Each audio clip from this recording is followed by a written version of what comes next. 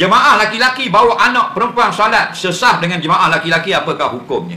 Jawabnya, tengok. Kalau kanak-kanak perempuan tu tak boleh nak letak ke tempat lain, takut dia hilang, tak ada masalah. Cuma jangan letak pada saf hadapan. Faham lagi? Kerana kanak-kanak yang belum memayis, sekadar ayah dia nak jaga saja.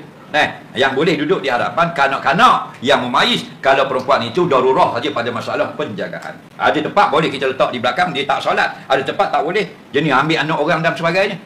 Jadi nak letak di mana? Jadi dibolehkan letak di hujung-hujung saf. Syarat kanak-kanak yang belum memayis. Kanak-kanak yang sudah memayis, yang sah semayangnya, diletakkan di sebelah ayah, di dalam kawasan perempuan. Faham lagi? Atau di belakang ayah dia.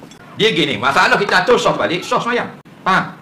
Tapi perbuatan itu makruh. Nabi atur orang laki-laki di hadapan, perempuan di belakang. Faham? Kita atur perempuan depan, laki-laki di belakang. Semayang sah. Tapi makruh. Faham lagi? Mukhalifus sunnah. Menyalahi sunnah. Bila tu? Makruh, tidak haram. Kalau semuanya mahram.